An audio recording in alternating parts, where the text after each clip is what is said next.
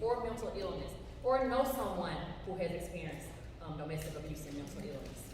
And I'm gonna raise my hand myself, because I'm a product of domestic abuse. Now, as you guys can see, this is a huge issue, and I actually looked it up online to see how it has affected our world today. So bear with me while I pull this up. So it says 1 in 3 women and 1 in 4 men have experienced some form of physical violence by an intimate partner. And then I also looked up mental illness. Mental illness are common in the United States. Nearly 1 in 5 U.S. adults live with mental illness. And surprisingly, men it just showed 54.9%. I actually thought it would have been more for men. But female is 69.9%. And then it ranged from the ages of 18 to 25 at 57.6%. So it started early.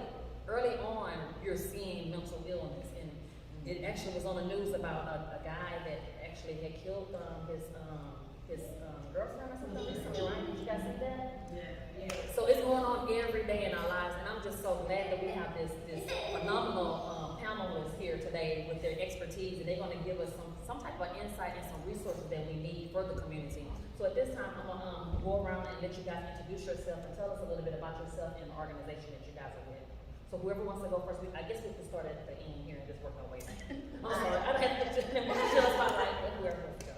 Hi everybody, I'm Dr. P.K. Ledger. I am a survivor of domestic violence and sexual assault. And because of that, it changed my life. I was a nurse for 23 years and then transitioned into counseling. I've been a counselor for 17 years. I also am an adjunct professor at UH, where I teach other counselors. And I'm here today to talk about not just my story, but my lived experience is the reason that I am a counselor and wanting to help others with their mental health and to get the counseling that they need to recover and be whole again.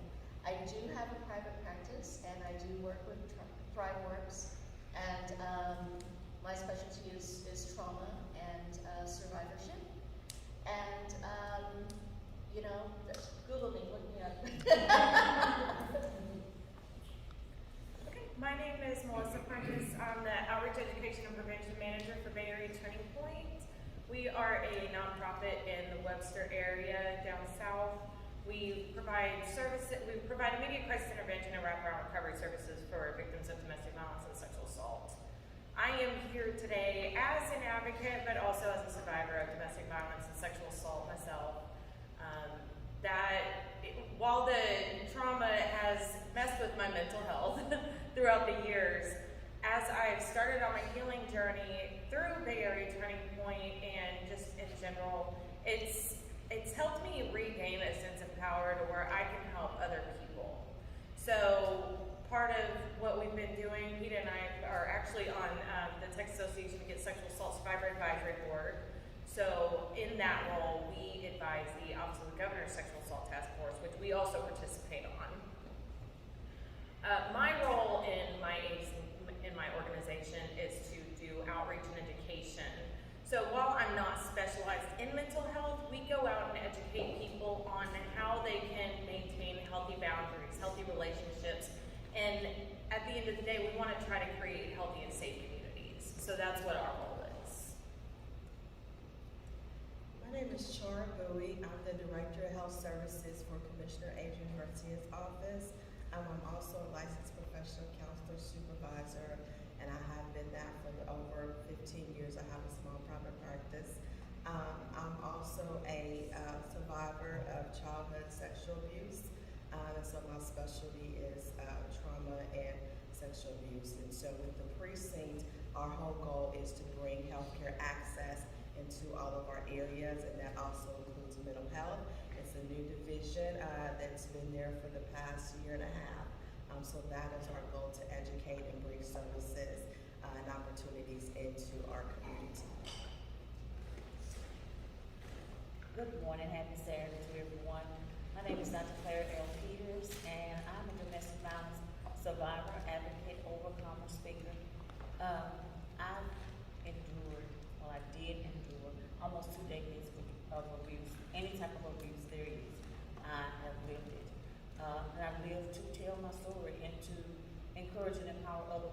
know that that don't have to be their story.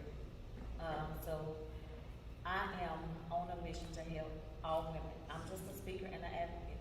Not just women, but men as well. But I come across more women, of course, than men to help them, you know, get the courage to just say, I love me more.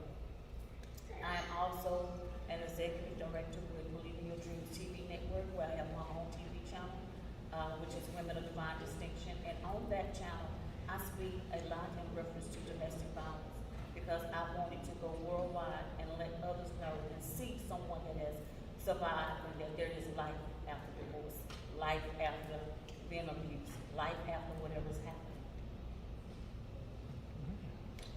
Good morning. My name is Bishop Frank Rush, Houston Praise and Worship Center, where the praise never stops.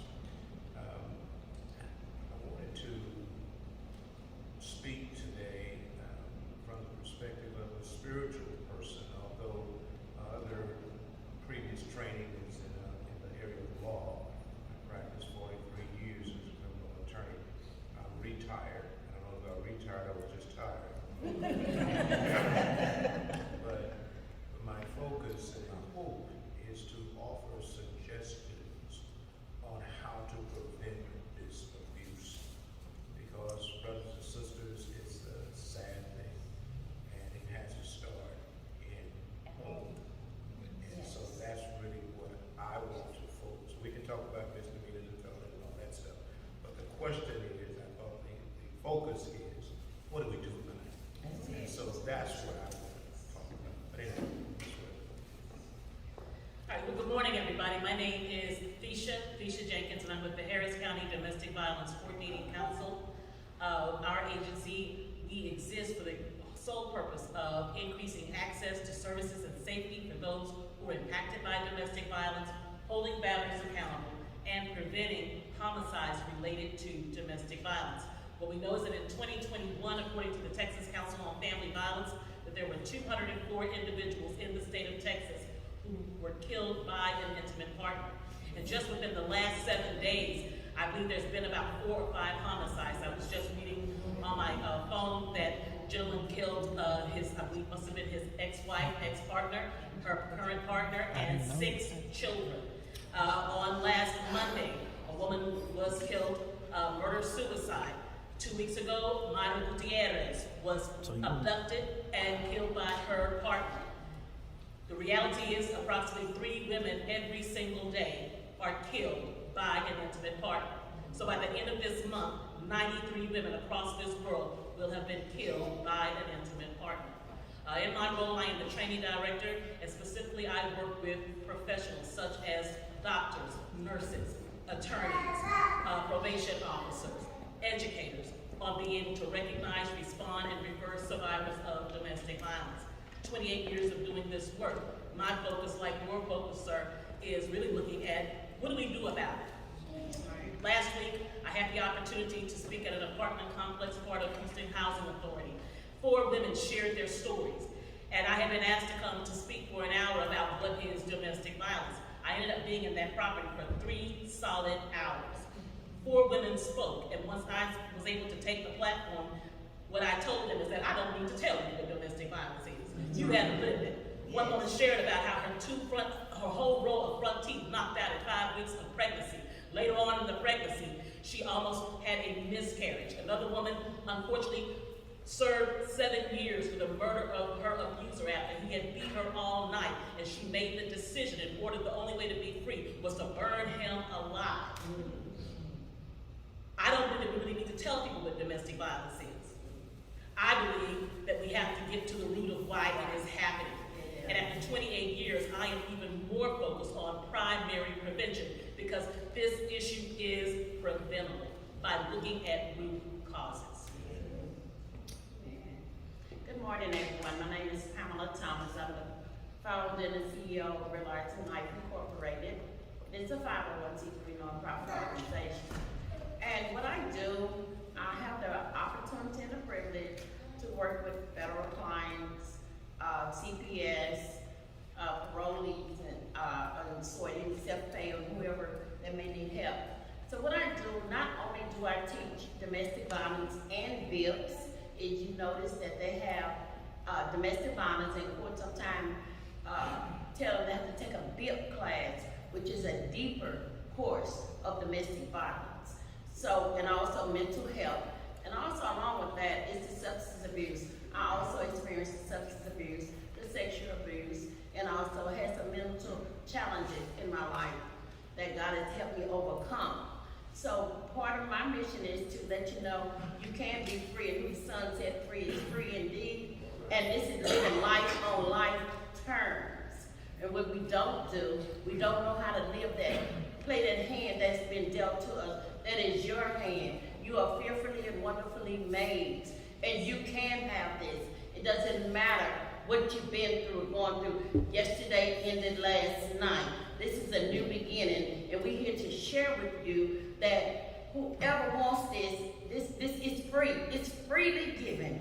So here's your opportunity and your chance to be set free. It's totally up to you. But I like to deal with motivational interviewing and the cognitive thinking behavior, so I can help you change the way you think about a situation. I'm a licensed chemical dependency counselor. I'm a certified anger management therapist, domestic violence, and VIP. So I just wanted to share that with you all and help support the community. Good morning, my name is Dexter Utley, and I represent Impact Kingdom Center. After listening to all of these amazing people, I am not qualified to sit on this panel, so today I am here as a seat filler as I listen and learn and grow and develop myself. Mr. Dexter, what stood out the most to you from what everybody had just said? That it's not what they said, it's just what they've done today, just by being here, still showing up, still being here after experiencing what they experienced, not allowing life to stop in that moment and making a conscientious decision that I have to move forward no matter what, even if it's just seemingly, even if it's just me pulling myself out of the mud. I gotta get out of this mud. I gotta figure out life moving forward. So to see these amazing people that's sitting here who could have stopped, who could have said this is it, who could have died, who could have lost it, or even ended their own life, decided that this is not what my life ends, but there is a new beginning somewhere, and a greater reality for me is what I have to push for. So I don't know if it's in what they said, but just the fact that they're here, that's amazing. That stood out to me. Absolutely. So back to the topic, how can we make a difference in domestic abuse and mental health? So my first question is, what would be the first sign of domestic abuse? Whoever wants to go, share. What would be one of those first signs? You know what, this is a domestic abuse. I'm going into a domestic abuse relationship. Isolation. Mm-hmm. When a person isolates you from your world as you know it to be, your family, your friends, when they time you as to if you're working, Yeah. as to, okay, you gotta be 5 o'clock, it only take 15 minutes to get home. It is 5:25, where you been? That's what, yes, isolation and that control. Those are the first two things that we have to watch out for. And I think that control, Just keep going. I think that control can start very subtly, you know, with the person, and it starts with questioning, you know, who'd you get a text from, who you're on the phone, why did it take you so long to get home, you know, to where you feel like you have to pass everything by a person and get their approval to do, you know, simple things. And that's the start of that becoming an unequal relationship. And to just kind of add on to what y'all been saying, that isolation piece is huge. And it will start very subtly. It will start, they'll use jealousy as a tactic to try to, well, you know, I don't like you being around these people because I feel threatened by them. They make it seem like they're the victim in the situation. They'll try to separate you from your closest friends and family, your only kind of support system, your closest support system. So that way, whenever things do escalate, you have nobody to go to. But it starts very subtle with that little jealousy piece, making themselves out to feel threatened. In my case, it was subtle, but it was framed in a way of, well, I care about you, so I'm gonna check on you. Gotcha. I care about how you look, so I want you to change what you're wearing. I wanna spend time with you, so I'm gonna be with you everywhere you go. You know? And, it turns from I love you into, well, somebody's gotta love you. You know, but yes, it's very subtle, and it took me 13 years to figure it out. Right. It's then the denial start coming in. You don't Right. want to tap into that Yeah. part, the denial, because I think once we get into that denial stage, it's kind of like hard to get up out of it, because you're like, no, it's okay. Yeah. He's okay, he loved me, you know? Or Right. she loved me. Right. But part of that, when you say he loved me, she loved me, part of that is because that's the only love they know. Right. So when they begin to demonstrate that type of love, they used to it. They didn't see, a lot of times their parents or their loved ones experienced it, and they have showed them, hey, this is love. Right. So a lot of times it starts coming up from a child. Coming up from a child, a lot of times they seen their mom, they seen their dad accept it, and they have sent a message to them, it's okay, this is love. You know, I have that, you know, and I talk about the 4 types of abuse: physical, emotional, sexual, verbal. There are different types of abuse, and everybody thinks it's just physical. It's not just physical. The abuse would take you in a way, and you begin to believe that lie of the abuser. Because the abuser, let's look at the abuser. The abuser is working in control. They have this control thing. The key word in that is that the control. A lot of times they have been abused, so they demonstrate what's been done to them. So we just can't treat, you know, if they just say they decide they want to stay in this relationship, you know, let's look at the abuser and the abusee, so we can see, you know, what's really going on in this relationship, what's really happening to this abused person. You know, they, like you just say, they love me. What is love? Is this how you demonstrate love? Love is an action, but how they demonstrate this love to you. And I learned, So how many people have a smartphone here this morning? Raise your hand if you got a smartphone, wave them smartphone around the air. Okay, so I like to give people resources, because I believe that the best educator is yourself. yes. Because we can tell y'all anything, but go back and fact check us. So while we're up here this morning, what I'd like for you to do is to go to Google or whatever on your smartphone, and I want you to put in power and control wheel. Power and control wheel. And keep that on your phone. Also, download the equality wheel, because we've done a lot of talk about what domestic violence is. However, we have not given a substitution. You know, based on your background and the work that you do, that anytime you're trying to change a behavior, you have to replace the behavior. Right. So if we're saying that we don't want the violence, we gotta have to replace it. Yes. And so that's the purpose of having the power and control wheel and the equality wheel. Yes. So that's number 1. And that will identify the 8 tactics that abusers use to gain power and control in relationships, such as verbal and emotional abuse, isolation, minimizing, denying, and blaming, which attests to what you talked about, that denial, because the abuser is constantly saying, well, you just don't know how to have an argument. All couples have these issues, and you begin to minimize what is happening in that relationship, using children, male privilege, or being gender neutral, recognizing that there are women who are the aggressors in relationships.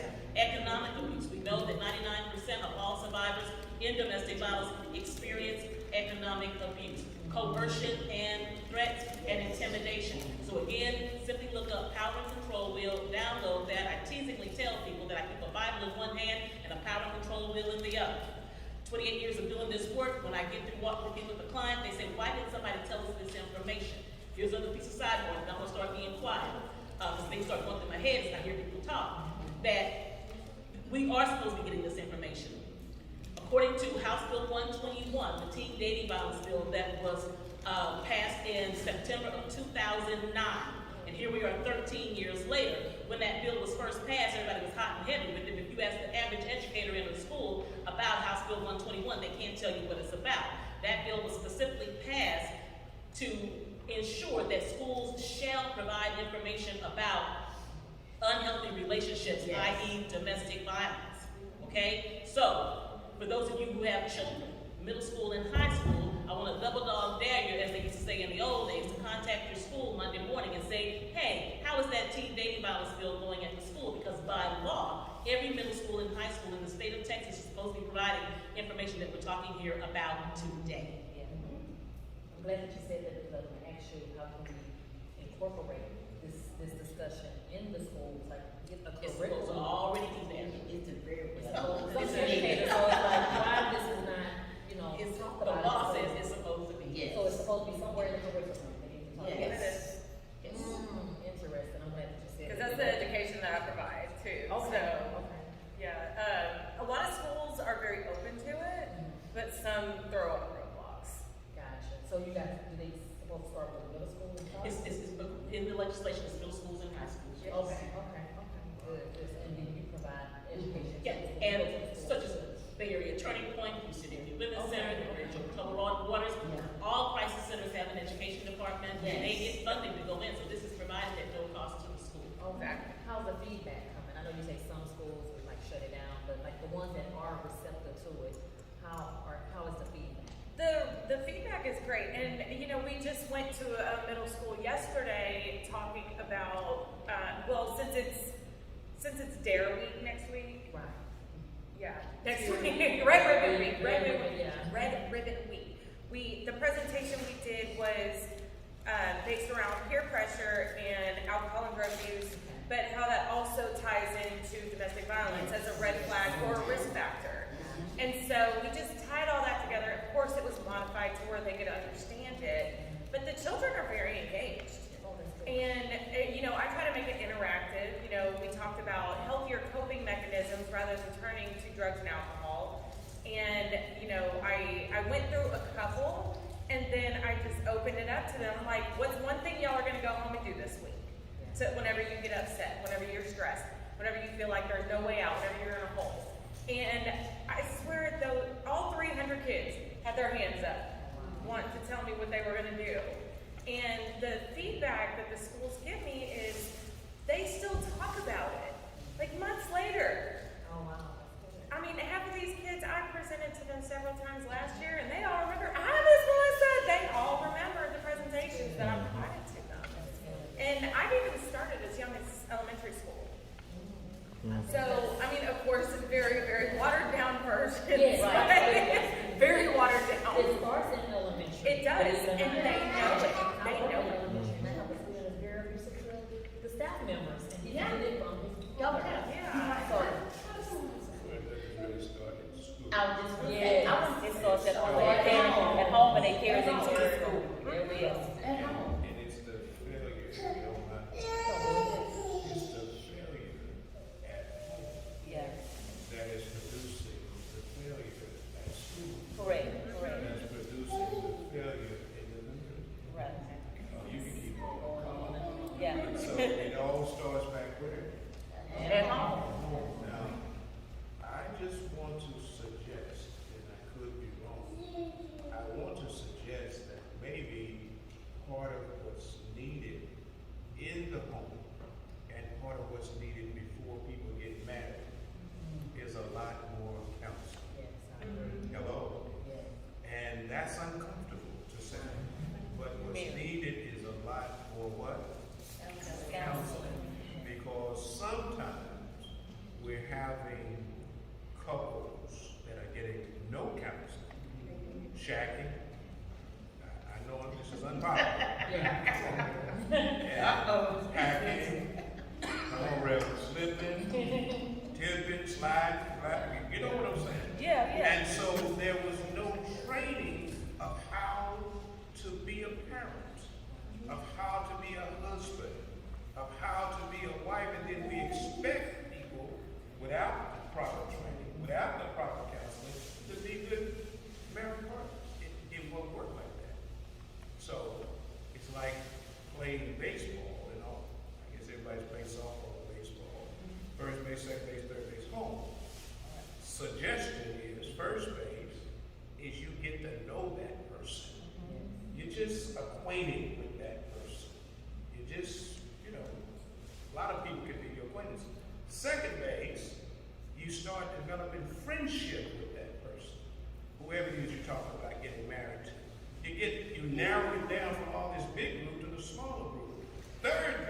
it's commitment to that one person. But it takes a lot more. This is where you get into that intensive counseling. This is where you get to find out how to raise this child. This is where you get to find out about that mother, that father, some background about that person. Because you've got to figure out for yourself, is this going to be a good match for you? Right, right. But we also have to understand that there's a lot of us that do not want to go to counseling, don't want to go to therapy. That's my whole point. Right, exactly. So we just mainly say, have a roundtable talks at home, you know, help our children, even our grandchildren, nieces, nephews, or whomever we come in contact with, to understand different life issues and helping them to know that, look, you have to be careful with this, because if you don't, this is what's going to happen. But we also have to make sure that our sons and our daughters are confident in who they are. Mm-hmm. And they understand that they have to not just think about somebody else, they have to think about self. They have to want what they want, more importantly, for self first. They have to love themselves enough to know that if they love themselves enough, they will know, I'm not going to deal with this, I'm not going to deal with that. Some of them don't even know how to love themselves. There you go. Right.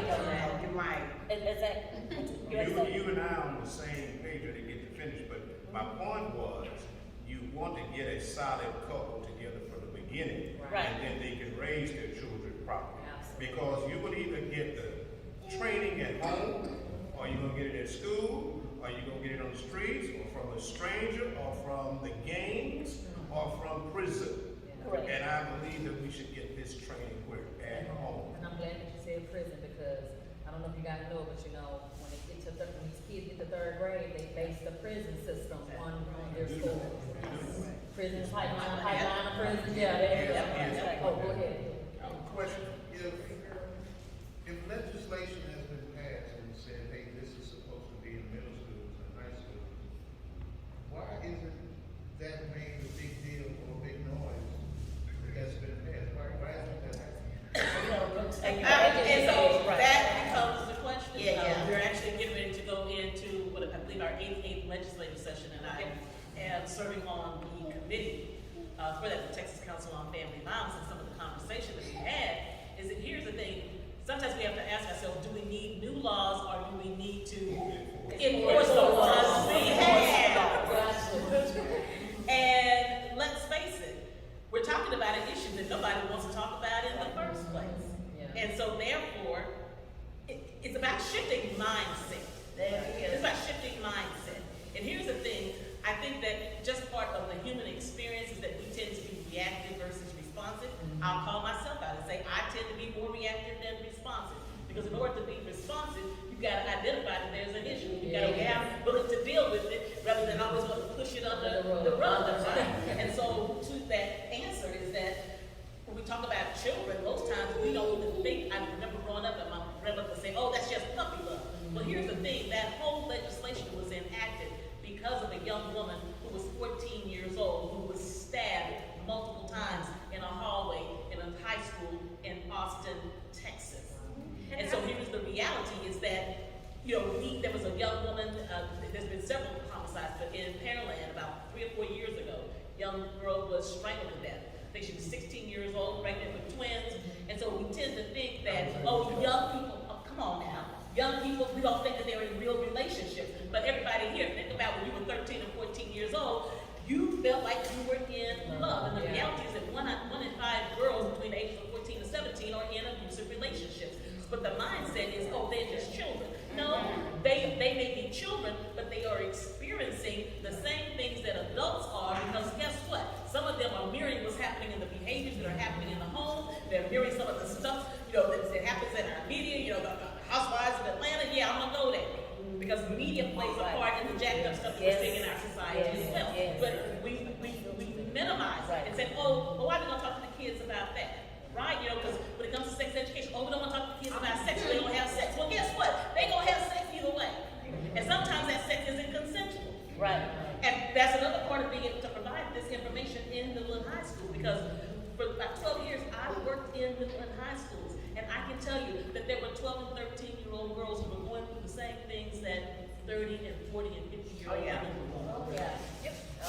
And if we're not teaching, I mean, if the parents and we're not teaching them, they're learning it from their friends. Yeah. Oh, yeah. But to your point on the puppy love, for anybody that thinks that it is puppy love, I have the narratives for the domestic violence related homicides over at our table. And y'all can go see how many teenagers were killed in 2021. And the horrifying stories that follow those. So, we talk a lot about families, right? And what needs to change in the family. But we also, as a community, need to address the barriers that these families come up against, what's hurting the families, right? We talked about legislation. We talk about voting.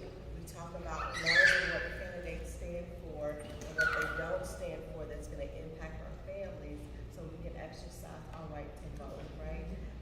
We can't even go into the systems that exist that break down our families. And then we go to the lack of education within our community about voting, legislation, right? People's rights, but also the lack of education and understanding about mental health. Even when you're looking at a child and you see something's wrong with that child, oh, they're just hyper, oh, they're just this, they're just that. Well, that hyper, angry, aggressive child grows up untreated and sometimes becomes what? An abuser, right? So we have to, there's a big stigma about mental health. There's other ethnicities that run to a counselor, and I'm not advocating for medication and all of that kind of stuff, but I'm advocating for understanding mental health, your signs, your symptoms from a young age up and getting that treatment, having those conversations early. So these patterns, these are generational patterns, they continue to repeat themselves. And us as a community, we have the power to step back and say, we're going to come together collectively and educate ourselves so that as a community and a culture, we can move forward. And I was going to say, I want my friend here to say she got to say, then I'm going to follow up after her. I was listening and I heard about the children, everything is at home. Not all the time is a couple. I just want to say this. Not all the time is a couple. So when you know that I'm the type, and everybody may not agree with me, I don't believe in women's leading. Okay, but I tell this to the men that I teach, as well as women. You are the head, but you follow them as they follow Christ. I understand that. But also, I tell them, I kept this here from my mom. I was molested at the age of 4. My mom did not find out about it until I was on drugs. I was on drugs. I did drugs off and on for over 10 years. I did. I was smoking marijuana. My so-called friends laced my marijuana with crack cocaine. So I was a primo smoker. Yes, I was. I've been to prison. I'm gonna tell you about favor ain't fair. I've been to prison, but I also work with federal. I work with Harris County. I work with CPS. So I'm like, let's teach them. Let's teach them. My mama never told us that you better not have sex. She always said sex is beautiful. Now, let me teach you what comes with sex.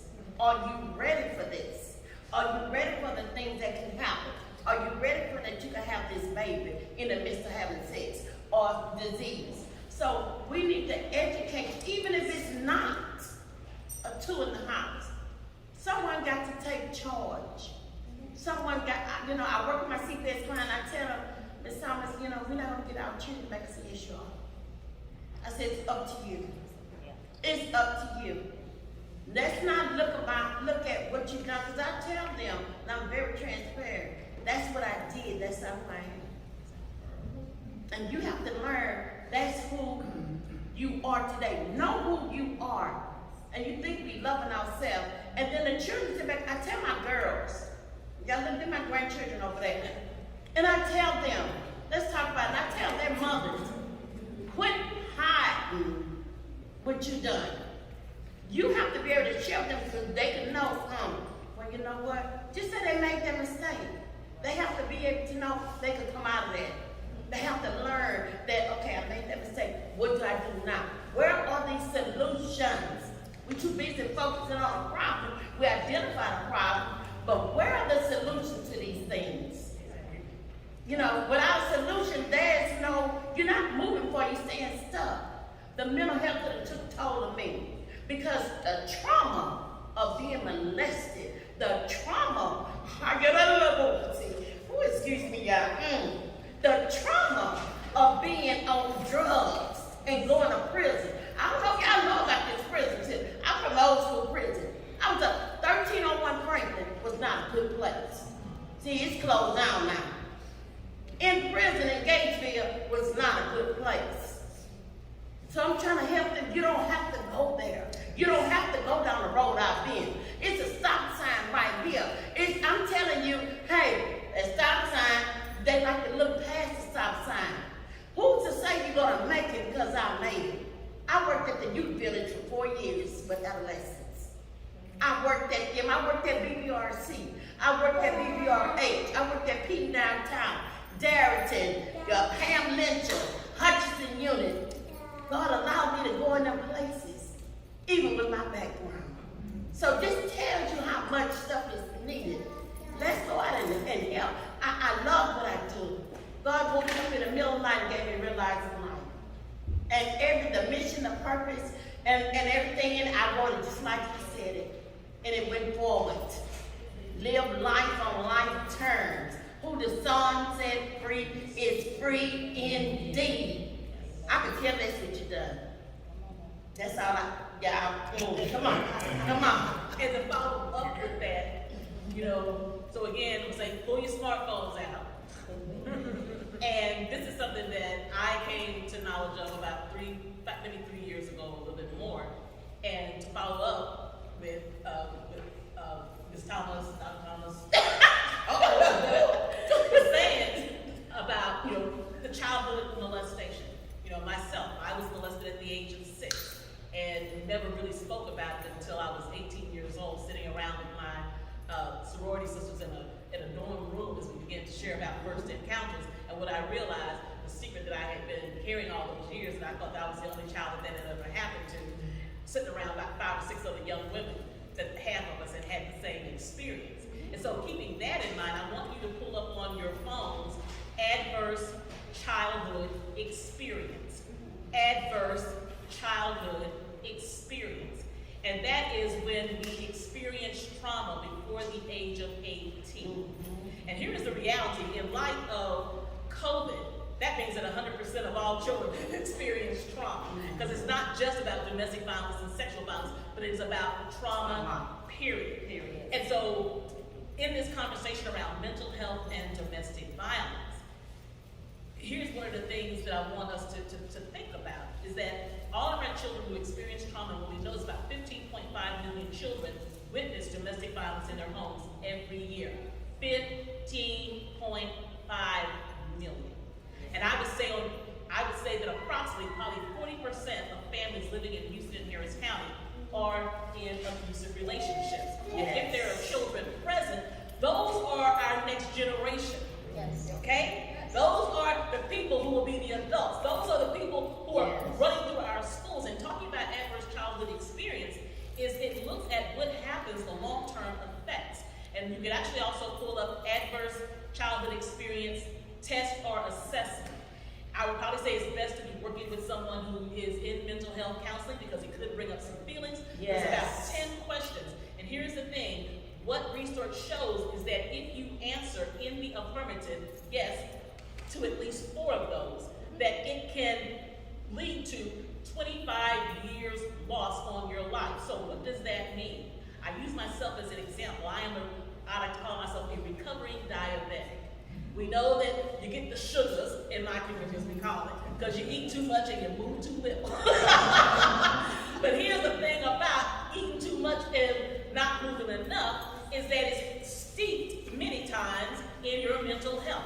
So that 6-year-old girl who had no one to reach out to, that 6-year-old girl who was not protected, that 6-year-old girl who, for the people and adults in her life who did know about it, said, what did you do? It was your fault. That 6-year-old girl found solace in eating ice cream, cookies, cakes, and anything to fill that hole that said, you are bad, you are no good. So I went to overeating. So it's real easy. Ooh, that crackhead, that. But you know what? Ain't difference between a crackhead at a loaf of bread hand, okay? Because we all try to fill the space. Some of us, and because I was raised in the church, that was the appropriate way to fill that home. But there is no difference between myself and a person who has a drug addiction. We're both trying to fill a space 9 times out of 10 that was created by a trauma before the age of 18. And so we have to begin, going back to what Dr. Peters said, was about that counseling. How many children will we know is that 1 in 4 girls and 1 in 6 boys will be sexually abused or molested before they ever turn 18? I can guarantee, and I will leave it to the experts here, that probably only about 10 to 15% of those ever get counseling. Right. What happens to the other 85 to 90%? Right. Okay, wait a minute, 1 second, Ms. Reed. Here's the thing I want to say, just 1 second. Listen. Once you have identified that issue with your child or your loved one or whoever, it's good to identify it. You begin to open them up. You don't have the scope of practice. You cannot leave them open. You don't know what that can happen to them. They can commit suicide because now you're bringing them back up to the stuff that they have tried to bury, and it became a callous. So that's why it's so important. I heard you say, get the professional help. Once you identify that with your loved one, please, you cannot leave them open like that and don't know how to close and make up. Seriously. Yes, I just want to speak to the children. The previous nonprofit that I worked at allowed me to supervise 19 students that were doing the practicum, getting their master's, and I put them in 21 different HISD campuses. And it was working really well, and the kids were getting the counseling that sought it. I can tell you 100% of them experienced it. And probably 80% of them didn't have a parent. They were absent. So we can talk about educated parents, but 80% of my kids had no parents. They were in foster care, they were in homeless shelters, they were unaccompanied minors, they were with grandparents or aunties that were also abusive. The parents were incarcerated, or they just disappeared. They were drug addicts. You know, and we need to address that also. Now, there is a law that was passed that says that mental health counseling needs to be provided in all the ISDs in all of Texas. That is a law.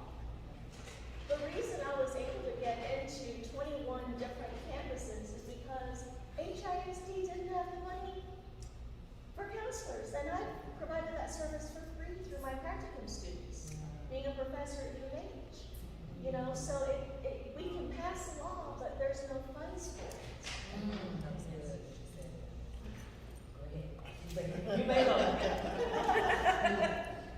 This is so enjoyable for me, and hopefully for those of you that are listening by way of live streaming, and those of you in this audience. You know, they say love is a splendid thing, and this thing about abuse, there's no one answer. That's what you really hear. There's no one-sided, one-size-fits-all. I just want to add one more path for helping get a resolution, and that is through the education of young people. Our church, which is called Houston Praise and Worship Center, has a free school. Free. Okay? And that is, we teach, and I've given you the flyer, we're teaching boys how to become men.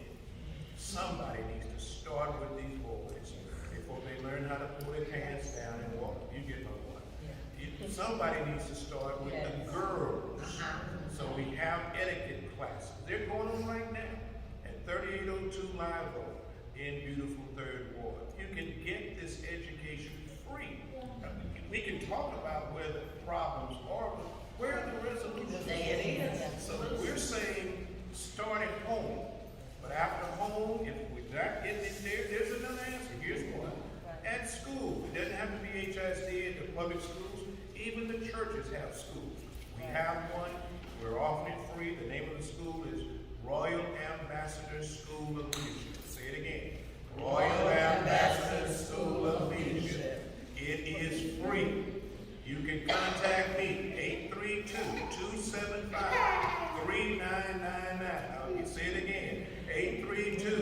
275-3999. 832.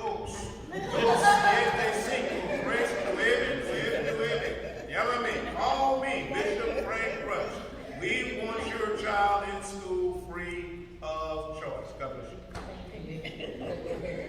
So, I know better than to argue with women.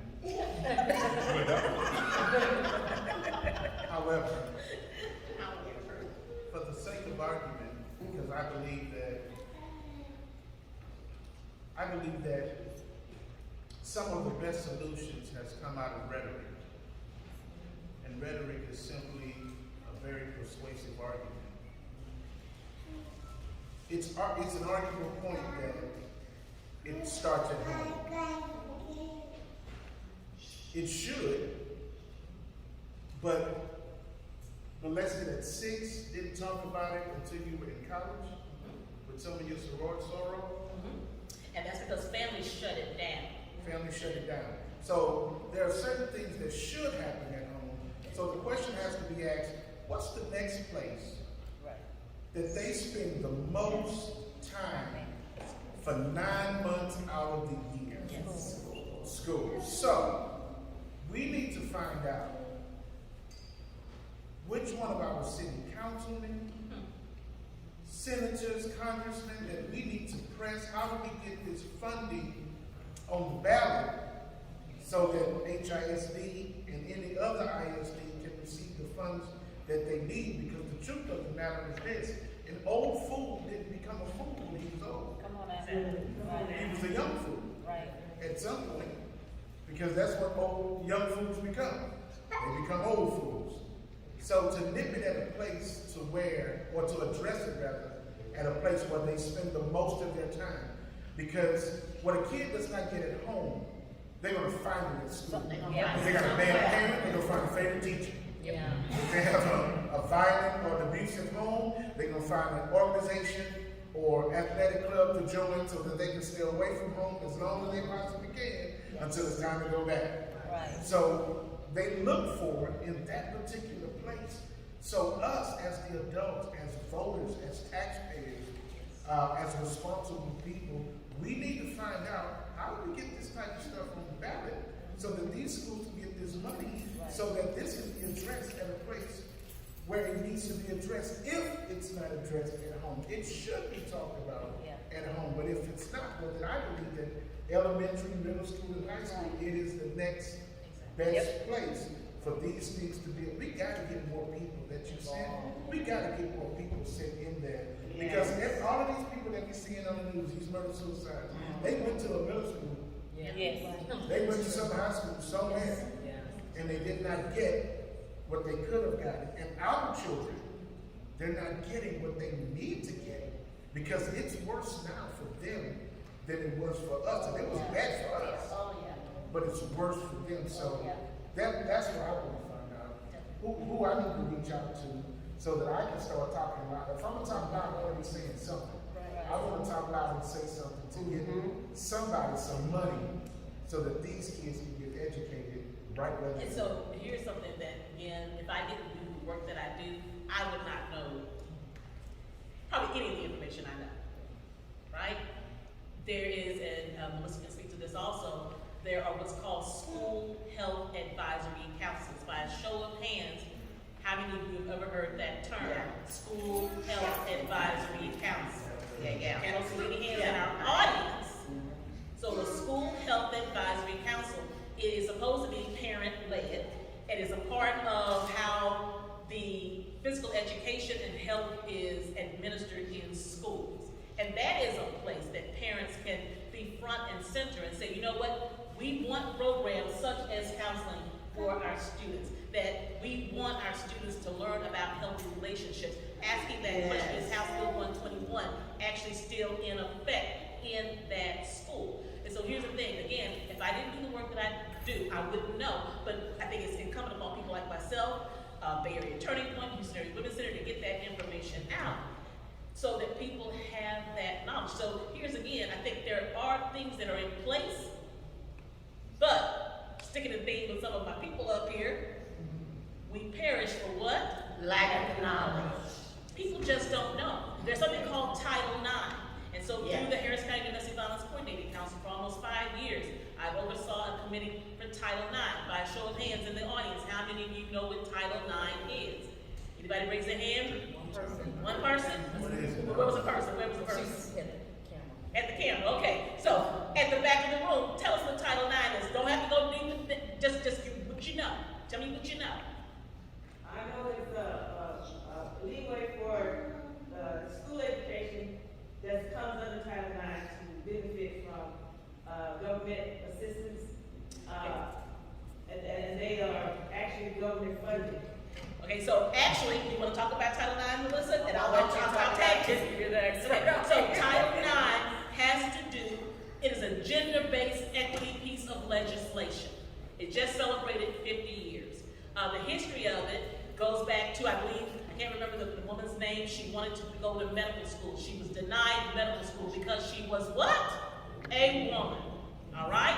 It also was around in our middle and high schools over something as simple as playing football, basketball, and being a cheerleader, or the girls' basketball team versus the boys' basketball team. Boys' basketball team gets $5,000 uniforms. Girls' basketball team gets $1,000 uniforms, okay? So it started out that way. It has morphed into today. There was something passed in March of 2015 called the Campus Save Act. The Campus Save Act says that every college and university has to provide to all new incoming students information about domestic violence, dating violence, sexual harassment, sexual assault, and stalking. Because what we know is about 1 in 5 young women who go off to college their first year will be sexually assaulted. So it is about gender equity on campuses. Also in all the way from K through 12 and in college and university about Title IX is that every school should have a Title IX coordinator. A Title IX coordinator. Case in point, maybe your child is being sexually harassed at school, so they go and they tell the teacher, Bobby or Susie is constantly touching me in an area that I don't like, or they're saying things about me, they're leaving nasty things on my block, or they're texting me nasty things. If that teacher doesn't do anything about it, they're in violation of Title IX. Because when that student reports that they are being violated in any of those ways, the school must do an investigation. I can't tell you how many parents have no idea about what Title IX is, and how many educators have no idea what Title IX is.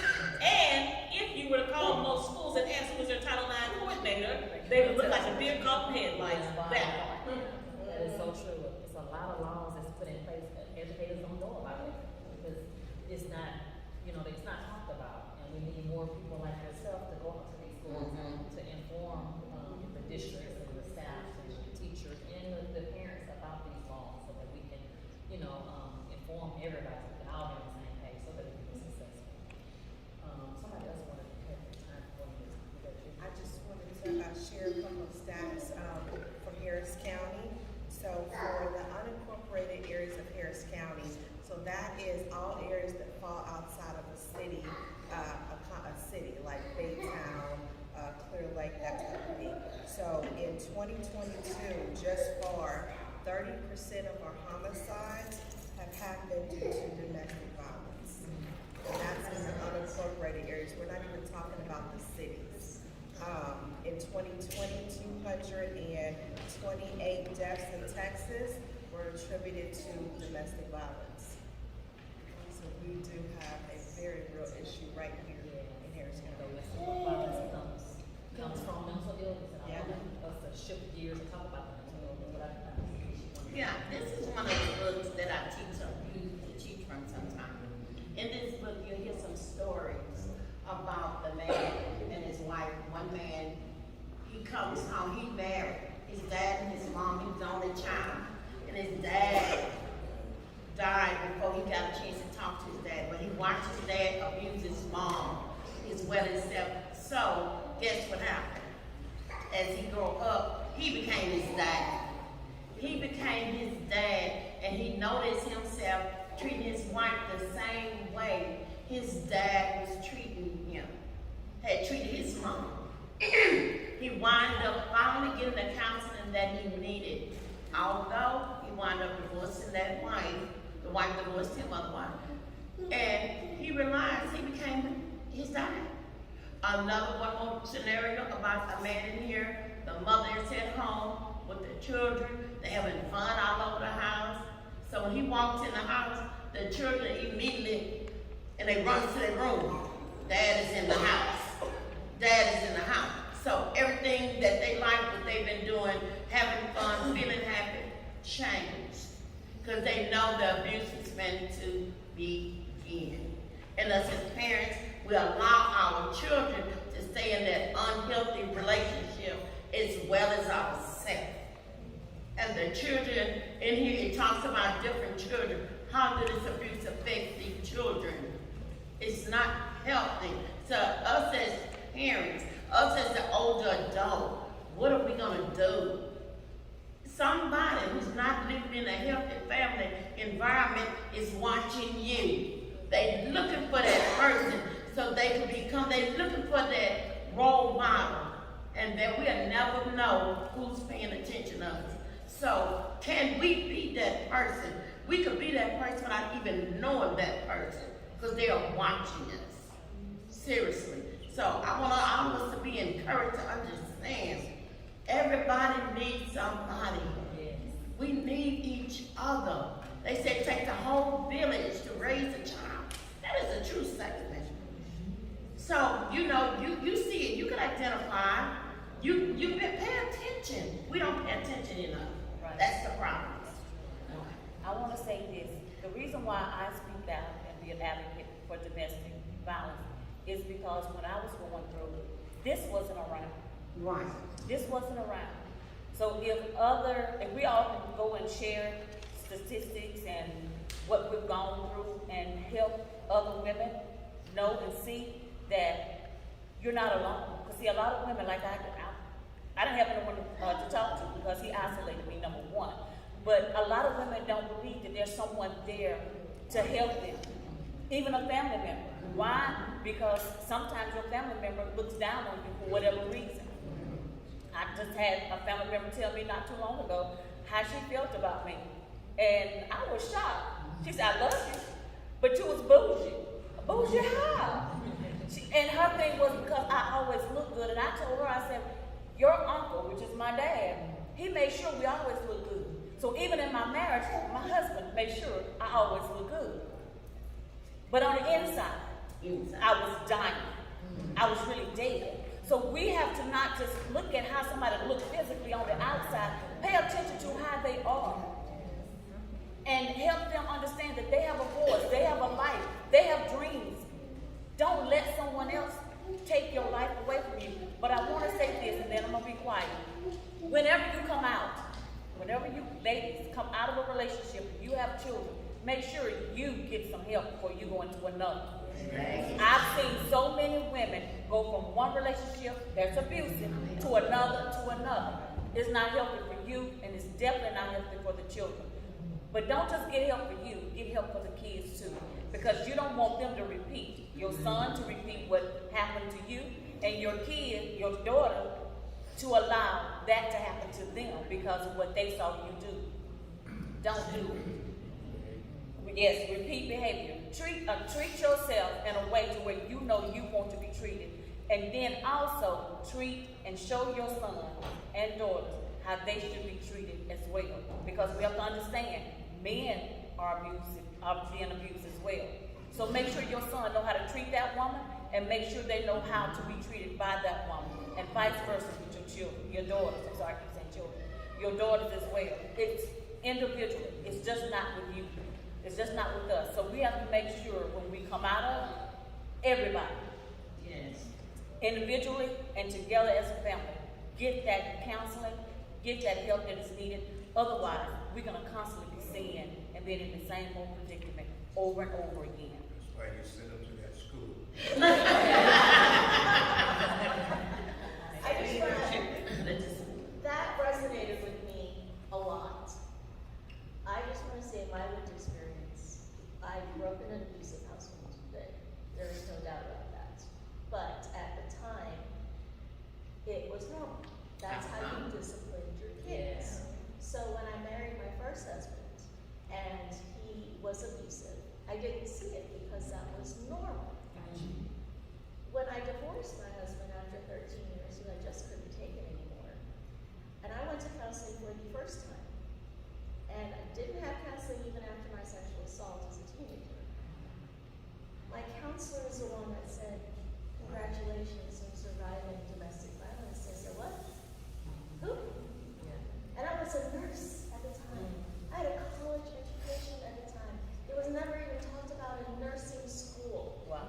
Now, we have to ask. Now it's on the assessment for the intake, but it wasn't then. And my counselor was life-changing. She is the reason that I changed careers from registered nurse to counseling, because people need this. And you can be educated and still not realize the forest for the trees. Right, right, that's so true. You know? And yes, it starts at home, but if there's no parents, then it has to be in school. And there's legislation for it to be in school, but we have to have the money to hire the counselors to do it, right? And then after that, even as adults, and I counsel survivors, and I have to tell them the same thing. Congratulations, you survived domestic violence, and they do the same thing. Huh? Right. Who? You know, I have to explain what gaslighting is. They're, oh, is that what he's doing? Yeah. So getting education is a lifelong process, and the counseling comes with the education, and I advocate for that no matter who you are, no matter what gender, and at any age. There's never too late to start. That's right. At this time, I'm gonna open it up to the audience. I know Cheryl has a question. Yes, my question is, can a person change from being abusive to non-abusive? And if they do, is it safe to get back into that relationship? Well, it depends on how bad they want it. Yeah. Now there was someone that I had to go to, and I didn't want to go to them, but God kept putting it. You know how He downloads stuff in you, and I was like, no, So me and him fighting, whatever. I said, okay, fine. So I called this individual and I told him what God said, and he cussed me out. So I left that alone. But then there was another individual that I went to and I talked to. He accepted it when got the help that he needed. And him and that person he was in the relationship with that he abused ended up having a good relationship. But again, it goes back to if that abuser wants to get the help, because see, some men just think that it's my way or no way, period. Mm-hmm. They don't think they're doing it. And I'm even go here, my ex-husband even told me, I want you to just leave the church and come back home. I can't say what I want to say.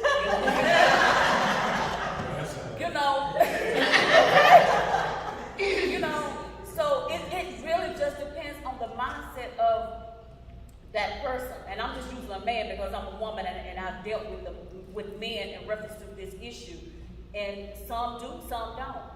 But then some don't know how to go and apologize for what they did. And I'm going to go here with me again. Because with mine, for years, even after the divorce, kept trying to control me.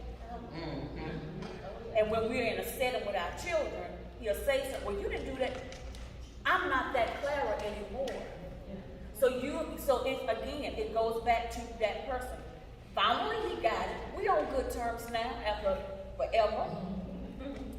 But it took forever for us to get here. And so we talk, we laugh and joke whenever we're around. We don't do phone conversations. I don't do that. But whenever we're around our children and grandchildren, we are a lot cordial, and you would think we're the best of friends, but we're not. We just learn how to be okay with where we at, where he had to learn that. Because see, I was already okay when I had it. Because see, I never left. And that's the thing, a lot of women leave and go back. I dealt with it for a couple of decades. When I left, I never went back. And that was about myself that I made. When you leave, you do not go back. Because I did see where someone kept going back. That wasn't going to be me. So I've never turned back, and I never will turn back. But we have to be able to, at the end of the day, love ourselves to a point to where we're okay with being alone. Because a lot of women don't know how to be alone. Right, right. We have to be okay with being alone, and I'm an introvert, and I've always, even growing up, I've always loved being by myself, but I know when to invite people in.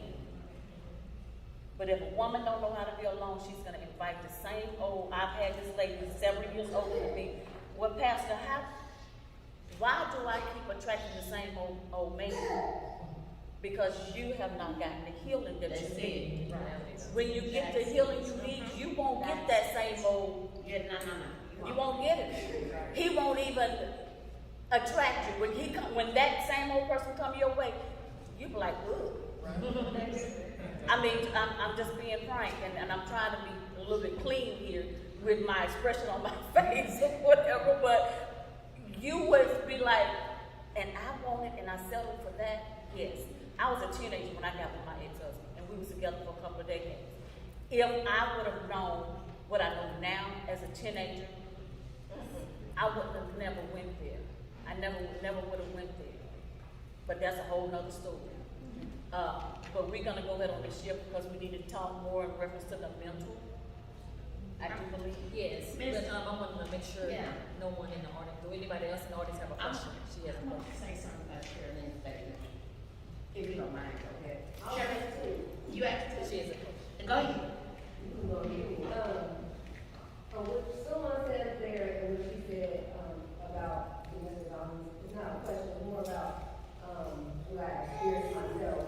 I had a talk with a guy, with a group, and a guy was in the group, and we were talking about domestic violence and our stories, whatever. And then he said, I guess he recognized himself as being an abuser. And so my point is basically identifying, you have to know what you're doing, and to be able to say, that I'm doing it. And you can recognize it, and you can't say, hey, I'm that.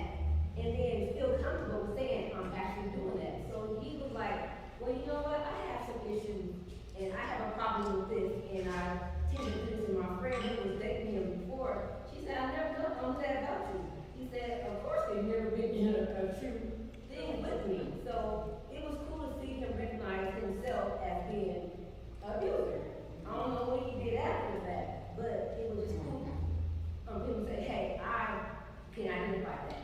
And that's the problem. And being in being in a household with your spouse or whatever, it's kind of hard for someone to identify something if they are used to it. Or they see that as normal, like you were saying, being normalized. Like if I see my mom being, abused, I'm like, that's normal because that's something that we do, what they do. And then if I say anything to her about what's going on, I'm gonna get a book about that. So talk about spankings too. That goes along with that as well, in my opinion. And then my last thing, is the fact that like my sister, she passed away. Well, she got murdered by her husband 5 years ago. That's why I'm here today. And at her funeral, her dad was singing, can't say he's singing, I'm sure he was so upset. He was so upset at what happened, and he was like, pro my sister. And I'm thinking about this as I'm talking at the funeral, like, we watched you abuse my mother. So you are part of the issue. So I said, I pointed fingers at him and my father as well. And then the other one, my mom was dating. So she had 3 guys that she dated, over 10 years that all abused her. And I was part of that because I had to help her escape it, help her fight back. I seen a lot. And then I got abused myself. My sister is a product of that. So if we never get help or identify like the dad, he didn't identify himself, he identified his angry at my sister was an abuser. But hey, dude, you did that and you're still doing that. So my point was identify it. Well, I want to say this to you. My sincere condolences on the passing of your sister in reference to domestic violence. Keep speaking out and speaking up. So you are being her voice, even though she's no longer here. Keep being the voice for your sister, because that right there will go a long way and help you as you continue to hear from this. Because it may 5 years may seem like a long time, but it really isn't. It's like yesterday. Right. So keep going, sharing, and being that voice for your sister. Even if, she, like I said, she's no longer here, my sincere condolences. Yes. Okay, back to Ms. Sherman's question. I hear a lot about men. I heard someone say, yeah, women are abused too. Okay, it's not, the percentage of it is not as high as the men being abused, that's true. I counsel a lot of abusers. That's what I do. I have a group on abusers every week. So as I talk to these men that are abusing the women, I hear some things. They can't even get out of my class until they admit what they've done, understand what they've done, and really want to work on it. Can they change? Yes. Anybody can change if they want to. I cannot say, and they tell me all the time, I believe everybody can change. That's just what I believe. I believe you can change if you want to. Yes, you've been abused. Part of you being an abuser, not all of them, because that's what you seen. That's what happened to you. So you are learning how not to be your mom, your dad, your uncle, or whatever, and telling you it's okay. It's a saying they used to say, real men don't cry. Real men do cry. Real men wear pink. I'm just keeping it real. So yes, let's teach. I like teaching both sides.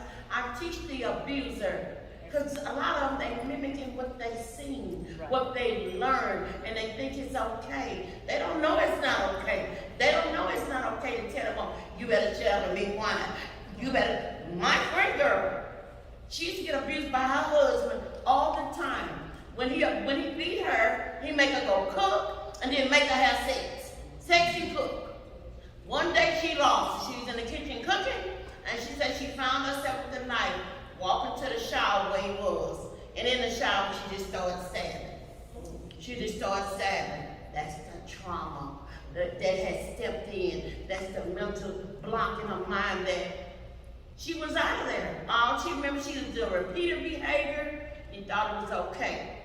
He went to the hospital and said she didn't do it. But guess what? This is something that she went through. He felt this is the way to do it. I'm going to beat you. I'm going to have sex with you. You better go cook my dinner. I don't think so. But I'm just saying, So the abuser really thinks it's okay. Yeah. So we also got to educate the abuser as well. Now I want to move on to mental health, only mental health. What is the first sign that a person has mental illness? What is the first sign for someone to realize they have mental illness? Let's just start with basic depression. Okay? So sadness, sad mood, possibly weight loss, fatigue, just tired all the time, lack of concentration, lack of focus, just even slow speech, even a slow thought process. Those are all signs of depression, right?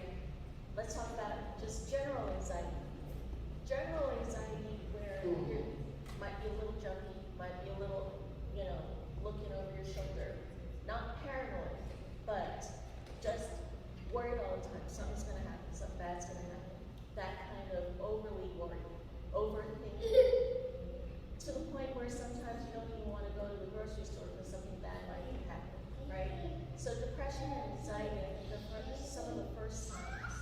And let's talk about treatment, okay? No matter what the degree of mental disturbance that you're finding in yourself, there are resources. Everybody doesn't have insurance. Not everybody has the resources to pay. But specifically for survivors, there's free counseling at home. I know there is.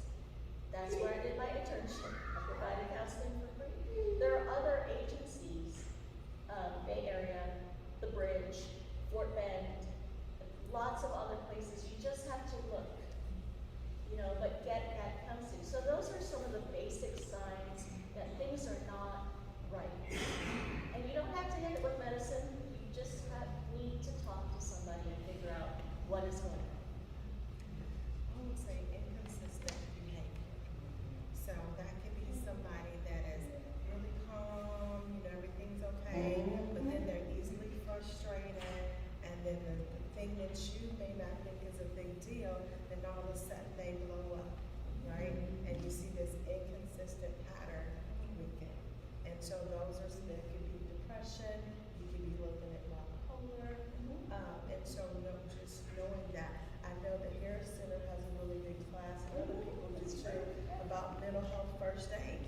And that class is a class for people that don't have degrees in mental health or practice that way. Those are for community people to help them understand the signs and symptoms of mental illness and what you do and what you don't do as far as how you react and how you should not react. Some people can be very productive and think they're doing everything and they got it all together, but they really stressing themselves out. Underneath all of that, being productive, they're really dealing with mental illness and don't even realize. Right.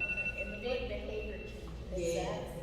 Yes. And you know, and the one thing I learned, took me a long time to learn, and one thing that I tell, you know, young folks is that every single person on this earth has an issue. Right. Everybody has an issue. There's not one perfect person, not one perfect situation, not one perfect marriage or relationship. There's just not. I mean, I used to, when I practiced a lot, I would see people come in my office and they would drive the fanciest cars, some of the most beautiful women. And I tell people, those were some of the women that had the most issues and most problems. So we look at a person and we think, oh, they have this, they have that, nothing's wrong. No, they're just as messed up as the rest of us. The rest of us. So I say that to say, don't be ashamed, because we often think we're the only ones going through something. Right. That's not true. Every single person is. They may try to act like they got it together, act like nothing's going on, but it's not true. We all have issues. I can tell you about on mental health. My granddaughter is a product of being shot by mental health. It's by it was this year. She said, no, that she took 3 bullets. Nothing but God that she's here. And she's walking right before her graduation. She's sitting over there. The mental health patient that I knew the whole family for over 20 years. Matter of fact, I helped out these kids out of CPS back to their mom. But here's the thing, that he went off to college. I'll never forget it. And he come back, the whole life would change. Someone put something in his drink, he wasn't the same person. And he would just go into episodes and episodes, and I remember calling the police early that morning at 6 o'clock. It was all on the news, and they didn't make it. I was so angry because I seen him when he grabbed the gun, he started shooting. And he could have shot every one of us. He could have shot my son, he could have shot me, he could have shot my other granddaughter, and he was aiming to shoot his mom. He wanted to kill his mom. Why? We still don't know. And then the result of it, I'm doing like this here, trying to cover everybody. My granddaughter seen me, and she just said, "No, Granny," and she jumped in front of me, and his mom standing by his mom, and she wound up getting 3 bullets. So there's nothing but God that she's here and she's walking. She still got a bullet in her leg right now today. She was able to finish high school and stuff, but this is a result of the mental health that it is so crucial. I deal with a lot of mental health clients and people that live in my room and houses. It's a lot of them. But you know what? You have to know how to calm them down. You got to know what to do, I'm telling you, because they will come at you. They get strength that you never thought they even had when they get upset. It is very crucial. And let me tell y'all something. Now one of us in here is exempt from getting mental health. It'll happen just like that to me, you, and anybody else in here. We're not exempt. It's the things that we are allowed to take control of our mental, our mind, that we didn't deal with, the trauma that we haven't even processed. So what are some things people can do at home to prevent mental illness from occurring? It will rest. Talk problems out in your family, with your counselor, with your pastor, with your teacher, and don't feel so isolated from everybody else. Relationships are very, very important. There's a field of medicine called lifestyle medicine,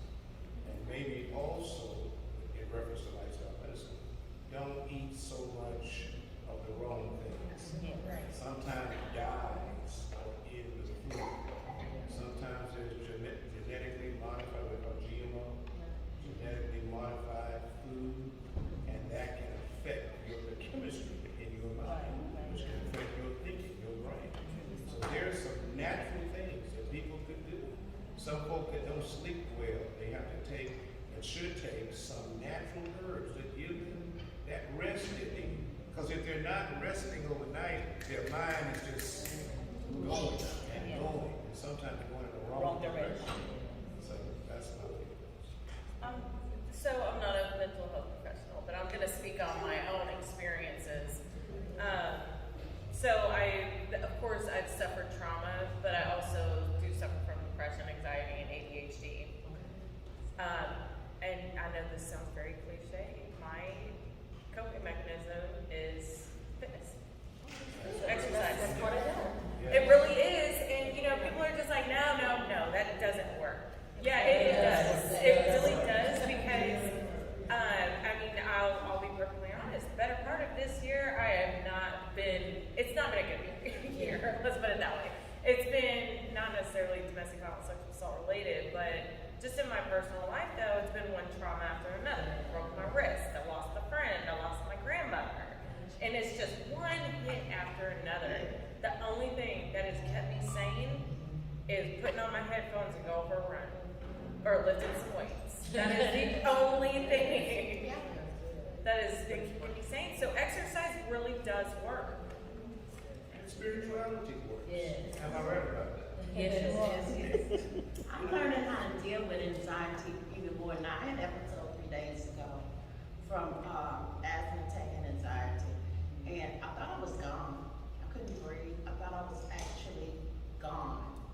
And I never had experienced either one. Everybody say I do more for everybody than I do for myself. I'm always doing because I always, there they go, next word. And I do, because I love people. My adrenaline rush is watching somebody change their mind. That's an adrenaline rush for me. And it happened, and a friend of mine happened to be at my house, and this is 3 days ago. And she came in and she wanted to take me so long, I couldn't breathe. I couldn't breathe, and paramedics, when they came in, and I was so scared. And then it crushed up my heart and stuff, and then anxiety and the stress level. I had a brain aneurysm stroke August 2017, but I'm here today. I couldn't even, couldn't walk, been through tear, and been through tear and all this. I'm like, okay, God, you really got something so you want me to continue. Right. I couldn't walk. My hand was like this. I couldn't move. I couldn't do nothing in a wheelchair. But so I realized that diabetes played a part. I'm not diabetic, I'm always in remission, but it played a part. High blood pressure, things that we got to understand the cause and effect of what's going on with you. The drugs I used to do, long-term effect. So I gotta watch what I eat. I'm still working on that. I'm being honest, because I love sweets. So guess what? Those people over there. So yeah, see the beach guys not really right. And we got to be really help. I do, and they told me, I was taking anxiety medicine when the one anxiety when I get ready, they say that you gotta take that all the time. The doctor told me this here.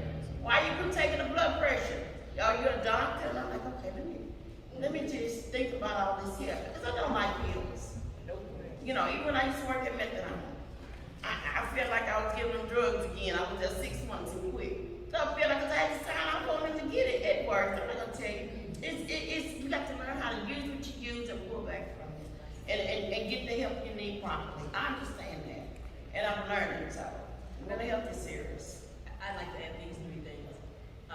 Number one, going back to, again, I am completely convinced about the whole trauma before the age of 18. I think one of the ways to manage mental health and to do prevention of mental illness is to address the things that happen to our children. Yes. So that's number one. Number 2 is learning the power of the word no.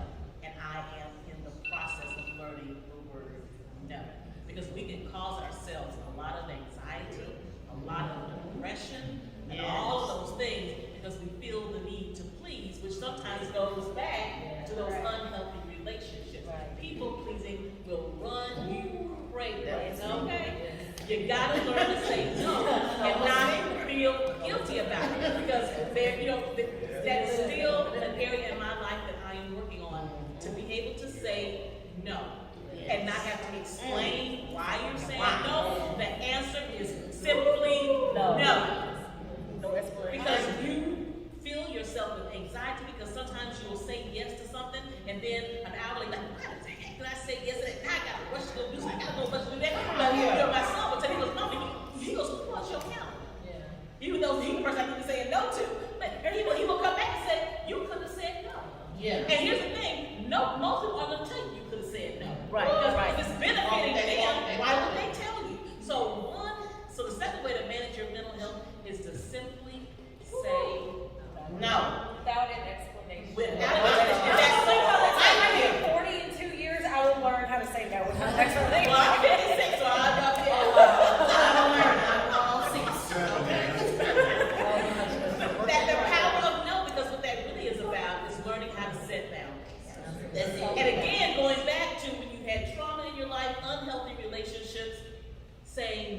no can be a death of 1,000 deaths. Yes. You know, I think people need to, and this is something that I'm working on doing, I think people need to learn to spend time just with themselves. Yes. Just with themselves. Alone time, thinking about who you are, thinking about what makes you happy, that's good for you, maybe what makes you happy that's not good for you, that you need to figure something out about, but spending time with yourself to figure out you, what you want to do, what you should do, what you need to change. You know, to get that foundation back, unglue from your phone, your TV, and all of that, and just spend time with you. Because if you're not right, if you don't love yourself, if you don't learn what your value is, how are you going to be good for anyone, including your children? Right. And that's one of the things that I do. I didn't do it this year, but I usually do a 40-day soul fast. And I have a group of women, and one of the things that I have them doing on a daily basis is me time. And that was like some pulling I had to do with that. Because a lot of them was like, but I was like, no. I said, well, what about you? What about you? But as I'm going there with them, we have to also understand, we're talking to ourselves too. So whatever we put out to other people, we're talking to ourselves too. Because see, we have to always keep them, make them better know, look, I need to do this for me. So always set some boundaries, as you said, and that's something that I always tell them too. Set some boundaries, but make sure every day. I don't care if your me time is just 15 minutes or 30 minutes. Yes. Set some time to yourself to clear your mind so that you can think in a positive. Oh, and another thing, anybody come to you on a negative, just walk away. You ain't even got to explain it. Just walk away, because that will help you with your mental as well. It's not being always around negative people and allowing negative to be deposited within you, because otherwise you're going to be a basket case. My 30 seconds is you have to have an accountability partner. If you don't, most of us, that's our problem. We give so much of ourselves to who? Everybody else. That no matter what somebody's telling you, you know, you need to spend more time. You still go back and keep, okay, because you just love helping people. That's who we are. So somebody has to speak into your life and say, now look, enough Is enough. And I have that person. This has been a really great discussion. I know we can talk about this for hours and hours, but if you guys would like to reach out to Miss Cheryl, like she's gonna come up and close us out and give her all you guys the information to reach out to her if you guys are suffering from mental illness, or if you guys are in a domestic abuse relationship, or if you guys know someone that may be experiencing domestic abuse. Please reach out to Miss Cheryl. At this time, I'm gonna bring Miss Cheryl on up so she Let's can give her a We hand. also want to thank our vendors too. Should we shout out our vendors? I wasn't expecting to come back up, but I just want to thank everyone for being here today. I've learned a lot, awesome, great information. I would like for us, if we can, start a partnership and maybe meet quarterly, whatever the case may be, and do some more programs like this, activities like this, to get the word out, if you're available, to meet up and do this. Because I think that when domestic violence came out, it was like for moments.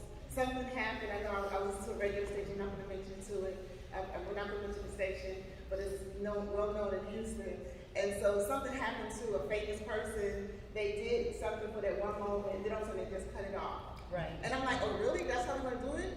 And so, but then when the pandemic came, it became huge, right? A lot of people was closed in. And even though they say the pandemic is gone and it's not, is that it's still going on, And so I get these hits on my phone, news reports, how people are dying and getting killed and from their loved ones and their partners and what have you. So it has to stop. So the word needs to get out. I know it's a touchy subject and people don't want to talk about it because of embarrassment, shame, or whatever the case may be, but we have to learn how to save lives. Yes. And that's the purpose of this organization, is to speak out. No longer be quiet. Learn how to love yourself first. And just talk to your neighbor, talk to someone, because for 5 or 10 years, I was ashamed myself I'm not talking to anyone like, Miss,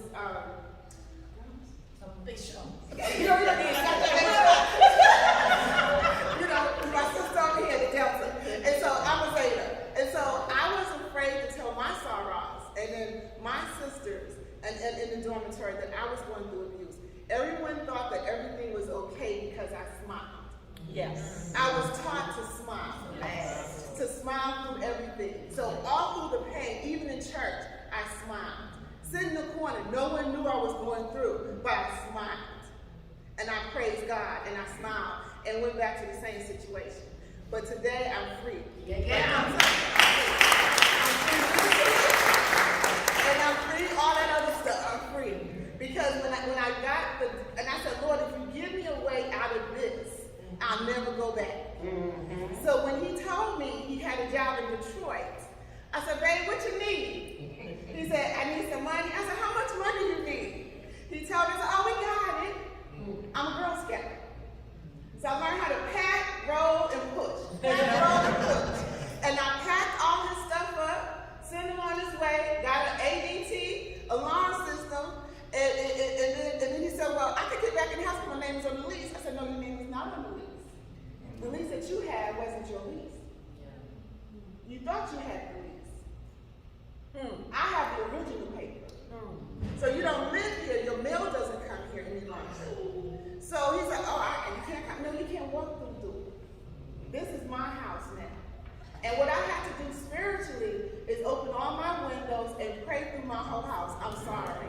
Because like people, we have spirits. Yeah. We are human beings that carry spirits. Yeah. And we have to learn how to pray through things, right? And so I have to cleanse my house. I didn't use sage. I had to use the word. And I cleansed my house. And it was so free in my house, and I was free. So those who are listening, I thank you guys for tuning in today, because this is a very needed subject matter. October is always Domestic Violence Month, and people don't know that October is Domestic Violence Month. So this is what we're doing for this year. And so I thank all the guests. We have gifts for you guys. Thank you, gifts for you guys. And so it's not $1 million, but it's a gift. It's from our heart. And we thank you guys for tuning in. We have vendors who are still left. Please, I know some people says diabetic, but we have cakes over here that's really good. And we have Jones Mortuary that's really good. Not like, information. That's information. The service is good. The service is good. And then we have Bay Area Turning Point. Please get some information from them about domestic abuse. And SpeakOut has a table in the back. Thank you guys for coming, and you guys have a great Saturday. Thank you guys.